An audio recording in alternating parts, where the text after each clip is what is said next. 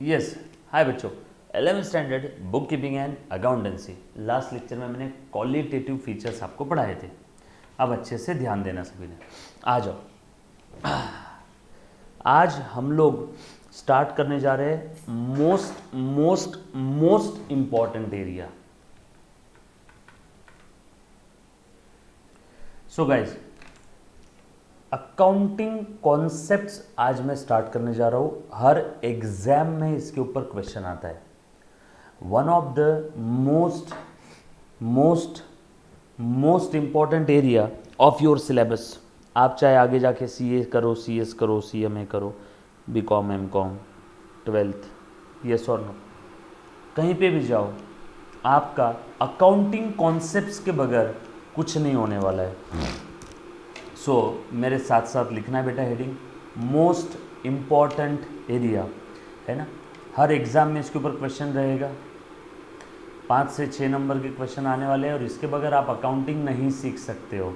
तो लिखो लिखो बेटा, accounting accounting accounting concepts, accounting concepts, बरोबर है। चल देखो, अभी अकाउंटिंग कॉन्सेप्ट्स क्या होते हैं। हाँ,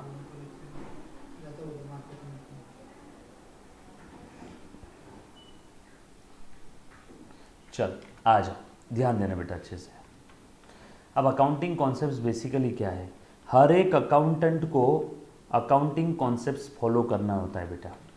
हर एक अकाउंटेंट को अकाउंटिंग कॉन्सेप्ट्स फॉलो करना होता है अकाउंटिंग करते वक्त। अच्छे से ध्यान दो, अकाउंटिंग कॉन्सेप्ट्स के बारे में बता रहा हूँ। आप सभी को मालूम है accounting is the language of business, और हर लैंग्वेज को समझने के लिए आपको कहीं ना कहीं कोई ना कोई कॉन्सेप्ट समझना बहुत ज़रूरी है। अकाउंटिंग कॉन्सेप्ट्स अकाउंटेंट को गाइड करते हैं, अकाउंटेंट को रास्ता दिखाते हैं।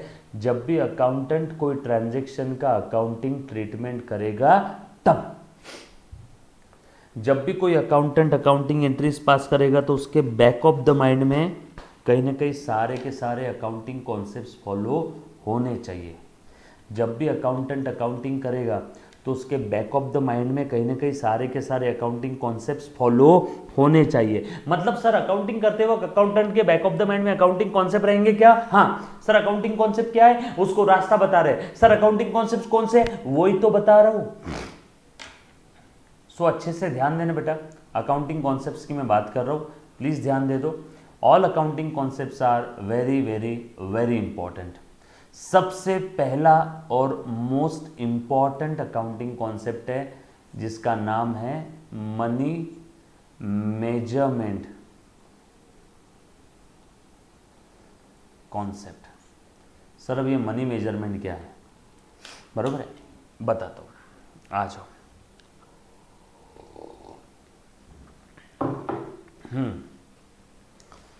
मनी मेजरमेंट कॉन्सेप्ट कह रहा है, हे अकाउंटेंट सुन, तूने वो ही ट्रांजैक्शन का अकाउंटिंग करना है which you can measure in money और मनीज वर्थ। जिस ट्रांजैक्शन को तू मनी और मनीज वर्थ में मेजर नहीं कर सकता तो उसका अकाउंटिंग भी नहीं कर सकता। कितना प्यारा कॉन्सेप्ट है और कितना सिंपल है। अब समझ में आया आपको कि आज तक जब भी मैं बोलता था कि आपने वो ही ट्रांजैक्शन का अकाउंटिंग करना है जिसको आप पैसा या पैसे की कीमत में मेजर कर सकते हैं, आपके मन में आता होगा सर ऐसा क्यों, तो उसके पीछे का उस क्यों का जवाब है money measurement. So money measurement concept ने बोला, हे अकाउंटेंट सुन, you have to account for only those transactions which you can measure in money और मनीज वर्थ। तू फक्त त्याच ट्रान्झॅक्शनची अकाउंटिंग करणार मित्रा ज्या ट्रान्झॅक्शन्सला तू पैसा किंवा पैशाच्या किमतीत मोजू शकणार। उसके अलावा और कोई ट्रांजैक्शन का तू अकाउंटिंग नहीं करेगा। So you have to account for only and only those transaction which you can measure in money और मनीज वर्थ। ये बात समझ आई सभी को, पक्की बात। सो आज के बाद अगर आपसे कोई सवाल पूछता है, ए इधर आ, चल बता तो ऐसा क्यों होता है कि वही ट्रांजैक्शन का अकाउंटिंग करते हैं जिसको हम लोग मनी और मनीज वर्थ में मेजर कर सकते हैं, उसको बोलना इधर आ, बैठ। उसके पीछे की वजह है मनी मेजरमेंट कॉन्सेप्ट। उसके पीछे की वजह है मनी मेजरमेंट कॉन्सेप्ट। सो लिखो मनी मेजरमेंट। क्या कहना है इसका? ये कहता है you have to record only those transactions which you can measure in money or money's worth। आपने सिर्फ वो ही ट्रांजैक्शन का अकाउंटिंग करना है जो आप पैसा या पैसे की कीमत में मेजर कर सकते, बाकी और कोई ट्रांजैक्शन का आप अकाउंटिंग नहीं करोगे। ऐसा मैं नहीं बोल रहा हूं, ऐसा मनी मेजरमेंट कॉन्सेप्ट बोल रहा है। समझ में आया कॉन्सेप्ट? सिंपल था, दैट्स इट, गेम ओवर। और इसीलिए दो डायरेक्टर के बीच में झगड़ा, डायरेक्टर का सेक्रेटरी के साथ अफेयर, डायरेक्टर की डेथ, ओनर की डेथ, ओनर के घर पे बच्चा पैदा होना, ये सारे सेंटिमेंट्स, लव, अफेक्शन, वॉर, इन सारी चीजों का अकाउंटिंग नहीं होता है। सेंटिमेंट्स का अकाउंटिंग नहीं होता है। ये बात समझ आई सभी को? पक्का? चलो आगे। Hence love, sentiments, war, affections, feeling etcetera, इनका कोई अकाउंटिंग नहीं होता है। इनका कोई अकाउंटिंग नहीं होता है। क्लियर है? पक्का है? किसी को इसमें डाउट है? चलो आगे। दूसरा कॉन्सेप्ट, दूसरा कॉन्सेप्ट है बिजनेस एंटिटी कॉन्सेप्ट। क्या कहता है ये? Owner and business are separate persons. Owner and business are separate person. बरोबर? ध्यान देना, जब कभी भी आप अकाउंटिंग करोगे तब आपने सोचना है कि ओनर अलग पर्सन है और बिजनेस अलग पर्सन है, दोनों सेपरेट सेपरेट पर्सन है, यही सोच के आप अकाउंटिंग करोगे। जब भी आप अकाउंटिंग करोगे तब आप यही सोचोगे कि ओनर अलग पर्सन है, बिजनेस अलग पर्सन है, ओनर अलग पर्सन है, बिजनेस अलग पर्सन है, दोनों सेपरेट सेपरेट पर्सन है, यही सोच के आपने अकाउंटिंग करना है। अगर आप ये सोच के अकाउंटिंग करते हो, दैट मीन्स आप बिजनेस एंटिटी कॉन्सेप्ट फॉलो कर रहे हो। और अकाउंटिंग करते वक्त आपने बिजनेस के पॉइंट ऑफ व्यू से सोचना है, ओनर के पॉइंट ऑफ व्यू से नहीं। अकाउंटिंग करते वक्त आपने बिजनेस के पॉइंट ऑफ व्यू से सोचना है, ओनर के पॉइंट ऑफ व्यू से नहीं। अकाउंटिंग करते वक्त आपने बिजनेस के पॉइंट ऑफ व्यू से सोचना है, ओनर के पॉइंट ऑफ व्यू से नहीं। इसीलिए ओनर जब भी बिजनेस में कैश लाता है तो बिजनेस में कैश बढ़ जाती है, लेकिन ओनर के जेब से कैश कम हो जाती है। बिजनेस में बढ़ गई, ओनर के जेब से कैश कम हो गई। बोलो, हम लोग बिजनेस में कैश बढ़ गई इसलिए कैश अकाउंट डेबिट करते हैं कि ओनर की जेब से कैश कम हो गई इसलिए कैश डेबिट करते हैं? हम लोग बिजनेस में कैश बढ़ गई इसलिए कैश डेबिट करते हैं। कैश का डेबिट बैलेंस है, बढ़ता है तो डेबिट करो, ओनर को चूल्हे में जान दो। हम लोग जब भी अकाउंटिंग करेंगे तब बिजनेस के पॉइंट ऑफ व्यू से करेंगे, ना कि किसी थर्ड पार्टी के पॉइंट ऑफ व्यू से। ये बात समझ आई सभी को? पक्की बात? यहाँ तक किसी बच्चे को अगर कोई तकलीफ है तो पूछो। बोलो बेटा। While recording the transaction, while recording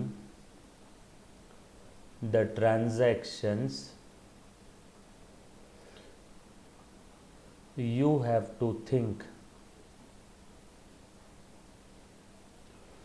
from the point of view of business and not from the point of view of owner। Owner या किसी थर्ड पर्सन के पॉइंट ऑफ व्यू से नहीं सोचना है, आपने बिजनेस के पॉइंट ऑफ व्यू से सोचना है। ए हेलो राजेश खन्ना, समझला का, करते का, समझा कि नहीं समझा, यस और नो, चलो आगे। उसके बाद चल, very good, business entity concept हो गया, मनी मेजरमेंट कॉन्सेप्ट हो गया। ध्यान देना बेटा सभी ने, सब लोग साथ में है ना। चल आज नेक्स्ट अगला कॉन्सेप्ट है गोइंग कंसर्न कॉन्सेप्ट। अकाउंटिंग करते वक्त अकाउंटेंट के बैक ऑफ द माइंड में ये सारे के सारे कॉन्सेप्ट होने चाहिए। सब लोग साथ में है क्या रे?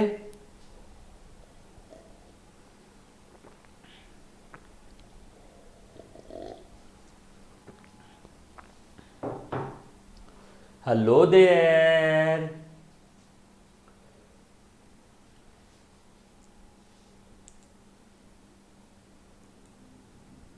ओके चलो, तो नलायको लिखो ना, लाज वाटते यस लिहायला, नलायक कहीं गए। हाँ सो आगे बढ़ते बेटा, नेक्स्ट कॉन्सेप्ट है going concern concept. Going concern concept अच्छे से ध्यान देना। अब गोइंग कंसर्न कॉन्सेप्ट क्या कहता है? ए जोमैटो इकडे लक्ष दे। गोइंग कंसर्न कॉन्सेप्ट कहता है जब भी आप अकाउंटिंग करोगे तब आपने ये सोचना है कि बिजनेस का लाइफ इनफाइनाइट है, बिजनेस लंबे समय तक चलने वाला है, नियर फ्यूचर में बिजनेस बंद नहीं होगा, बिजनेस लंबे समय तक चलेगा। अगर ये सोच के तो अकाउंटिंग कर रहा है, that means going concern concept follow कर रहा है। जब भी कोई धंधा करता है, आप उसके इनॉग्रेशन पे गए, दादा ये धंधा तो कब बंद करेगा, वो जूते मारेगा आपको, बोलेगा आज इनॉग्रेशन पे तू आया और तू मुझे धंधा बंद करने की बात पूछ रहा है, मैं लंबे समय तक करूंगा, मैं मरने के बाद मेरा बच्चा, उसके बाद उसका बच्चा, बच्चे का बच्चा, बच्चे का बच्चा, बच्चे का बच्चा करते रहेंगे, धंधा बंद नहीं होगा। मतलब बिजनेस का लाइफ इनफाइनाइट है, नियर फ्यूचर में बिजनेस बंद नहीं होगा, नियर फ्यूचर में बिजनेस बंद नहीं होगा, लंबे समय तक बिजनेस चलेगा। Yes or no? अगर आप ये सोच के अकाउंटिंग कर रहे हो मतलब आप गोइंग कंसर्न कॉन्सेप्ट फॉलो कर रहे हो। क्लियर? पक्की बात? चलो आगे। सो गोइंग कंसर्न कॉन्सेप्ट कहता है life of the business is infinite, business will not close in near future। Business near future में क्लोज नहीं होने वाला है, बिजनेस का लाइफ इनफाइनाइट है, लंबे समय तक चलेगा, एंड ना ही मेरा कोई इंटेंशन है कि मैं नियर फ्यूचर में बिजनेस बंद करूं, एंड ना ही मेरा कोई इंटेंशन है कि मैं नियर फ्यूचर में बिजनेस बंद करूं। ये बात समझ आई सभी को? पक्की बात? Done. So going concern concept कहता है बिजनेस का लाइफ इनफाइनाइट है। मनी मेजरमेंट कॉन्सेप्ट कहता है ए अकाउंटेंट इकड़े तूने सिर्फ वही ट्रांजेक्शन रिकॉर्ड करना है which you can measure in money और money is worth. Business entity concept कहता है owner and business are separate person, owner and business are separate person, owner and business are separate person. Yes or no? उसके बाद आगे और चलता हूं, just a second.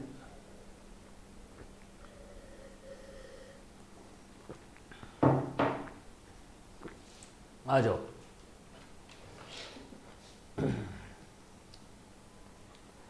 चल आगे बढ़ रहा हूं, प्लीज ध्यान देना। हाँ, नेक्स्ट कॉन्सेप्ट है, लिखो बेटा, मटेरियलिटी कॉन्सेप्ट। क्या है बेटा? रिकॉर्ड ऑल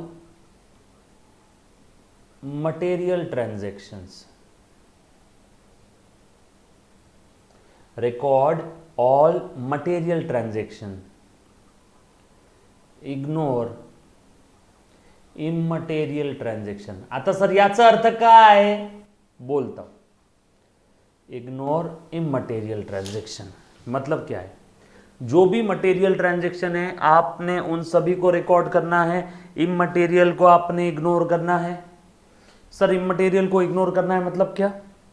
बताता हूं। मटेरियल ट्रांजेक्शन्स को रिकॉर्ड करो, इमटेरियल को इग्नोर करो, मटेरियल को रिकॉर्ड करो, इमटेरियल को इग्नोर करो। इसका मतलब बताता हूं, अच्छे से ध्यान देना। इसका ये मतलब है, मुन्ना ध्यान देना, मुन्ना ध्यान देना। इसका ये मतलब है, बेटा प्लीज ध्यान दे, कि बिजनेस के अंदर में जब कभी भी आप किसी से माल खरीदते हो, आपने सामने वाले को 570 रुपये 50 पैसे दिए, तो आप ऊपर के 50 पैसे रिकॉर्ड नहीं करते हो जनरली। मैंने राह चलते भिखारी को 1 रुपया डोनेट कर दिया, मैं उस 1 रुपए की अकाउंटिंग नहीं करता हूं।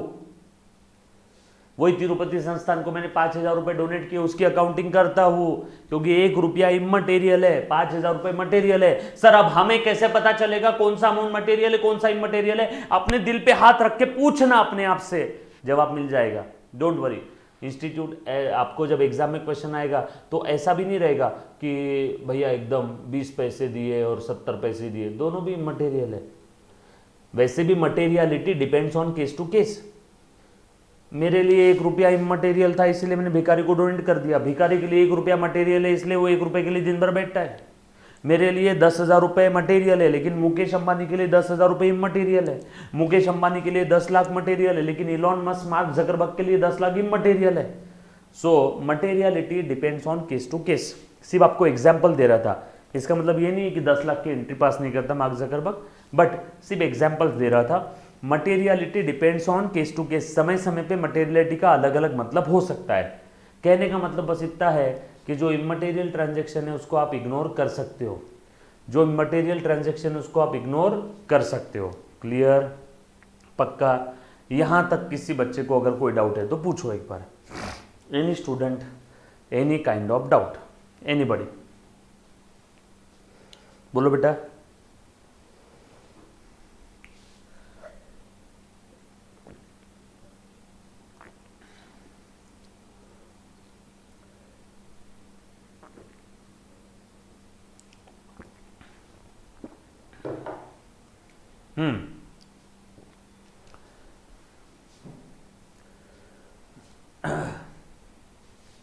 एक बच्ची ने बड़ा प्यारा सवाल पूछा है, सर पाई पाई का हिसाब करना हो तो कर लो। इसीलिए मैंने वर्ड यूज किया जनरली, इसीलिए मैंने वर्ड यूज किया जनरली। एक बच्ची ने सवाल पूछा सर पाई पाई का हिसाब करना है तो, इसलिए मैंने वर्डिंग क्या यूज किया? जनरली। जनरली लोग इमटेरियल ट्रांजेक्शन को इग्नोर कर देते। अगर तुम्हें लिखना है 550 रुपए 50 पैसे, तो तुम लिख सकते हो ना पूरा 550 रुपए 50 पैसा, 550 रुपीज एंड 50 पैसा, पूरा हिसाब करो, कोई फर्क नहीं। लेकिन आप चाहो तो 50 पैसे को इग्नोर कर सकते हो, आप चाहो तो। आप नहीं चाहो तो कोई दिक्कत नहीं है ना। मटेरियलिटी का और भी बेस्ट एग्जाम्पल बता दो तो अच्छे से ध्यान देना। जैसे आप सभी को एक चीज बता दूं, ये जो मेरे ऑफिस में कैलकुलेटर है, कैलकुलेटर, क्या ये कैलकुलेटर मेरे लिए असेट है क्या? Yes or no? हाँ, डेफिनेशन के हिसाब से देखा जाए तो कैलकुलेटर असेट है, संपत्ति। सर कैसे? अरे बाबा कैलकुलेटर लंबे समय तक चलता है, इसका बेनिफिट मुझे फ्यूचर में भी मिलता है। Resources having future economic benefit asset है कि नहीं? Resources having future economic benefit asset है कि नहीं? Resources having future economic benefit asset है कि नहीं? है। तो कैलकुलेटर मेरे लिए असेट है। लेकिन कभी जीवन में आपने किसी के बैलेंस शीट में देखा क्या रे कैलकुलेटर 100 रुपए? कभी देखा है कोई कंपनी के या किसी बिजनेस के बैलेंस शीट में, असेट में, संपत्ति में कैलकुलेटर? नो। कैलकुलेटर को वो लोग खर्चा डाल देते हैं। कैलकुलेटर को, बैलेंस शीट क्या होती है आगे आएगा, कैलकुलेटर को खर्चा दिखा देते हैं। हाँ ये लो खर्चे में डाल दिया, प्रिंटिंग, स्टेशनरी, पेपर, जनरल खर्चे में डाल देते हैं। मतलब ये असेट होने के बावजूद भी, ये असेट होने के बावजूद भी आप इसको असेट में नहीं दिखा रहे हो, आप इसको खर्चे में डाल रहे हो। असेट में ना डालते हुए एक्सपेंस में डाल रहे हो। क्यों? क्योंकि अमाउंट छोटी है, बट इतनी भी छोटी नहीं है कि इग्नोर कर दो, इतनी भी बड़ी नहीं है कि असेट में दिखा दो, और इतनी भी छोटी नहीं है कि इग्नोर कर दो। सो मटेरियलिटी कॉन्सेप्ट कहता है इतना भी मटेरियल नहीं है कि असेट में डाल दो, इसलिए कैलकुलेटर को खर्चे में डाल देते हैं। That's it. क्लियर? समझ में आया? सो आज के बाद अगर आपसे कोई सवाल पूछता है, ए इधर आ, कैलकुलेटर तो असेट है ना, स्टेपलर तो असेट है ना, कैलकुलेटर स्टेपलर असेट है ना, तो फिर असेट में क्यों नहीं आता, क्यों खर्चे में दिखाते हैं? उसको बोलना इधर आ, बैठ। उसके पीछे की वजह है मटेरियलिटी कॉन्सेप्ट। क्लियर? ये सारी बातें आपको समझ में आई क्या? Anybody, any kind of doubt? इसमें किसी भी बच्चे को अगर कोई डाउट है तो प्लीज़ एक बार सबसे पहले पूछो। चलो आगे। उसके बाद मटेरियलिटी के बाद प्लीज़ ध्यान देना, प्लीज़ ध्यान देना। आ जाओ। मटेरियलिटी के बाद अगला कॉन्सेप्ट लिख रहा हूँ, कंसिस्टेंसी।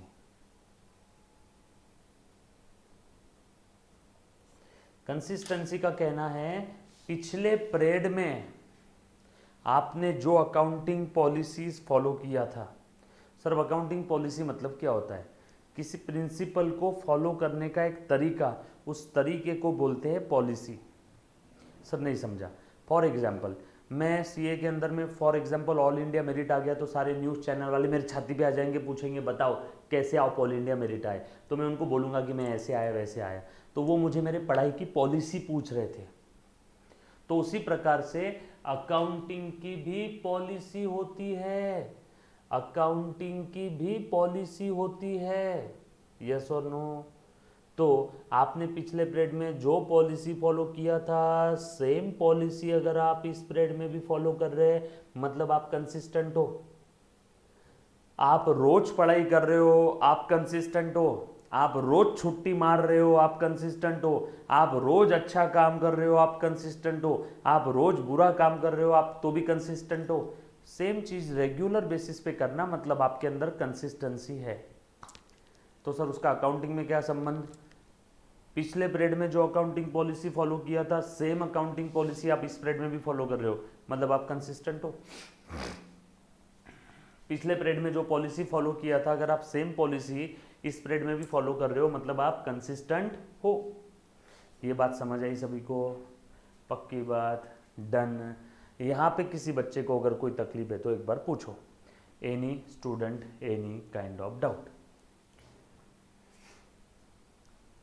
यहाँ तक anybody any kind of doubt? Consistency के बारे में मैं अगले लेक्चर में लिखवा के दूंगा, अभी लिखवा के नहीं दूंगा। 5 हमने कॉन्सेप्ट देखे आज।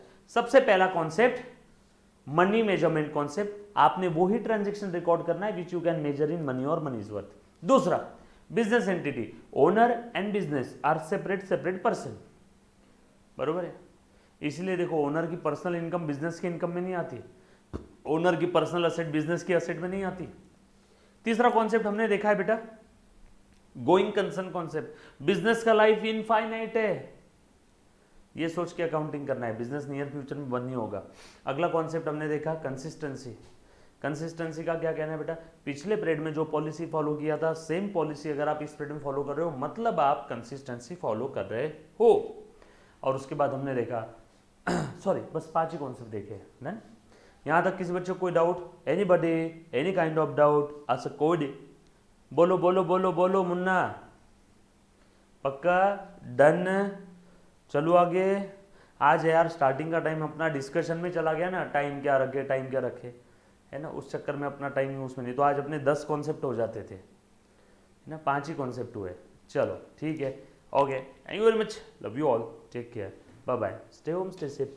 मिलते हैं नेक्स्ट लेक्चर में। जो भी बच्चा लेक्चर ऑफलाइन देख रहा है, ऑनलाइन देख रहा है, रिकॉर्डेड देख रहा है, मुन्ना प्लीज जो भी पढ़ा रहा हो रिवाइज करना, पेंडिंग रखना मत।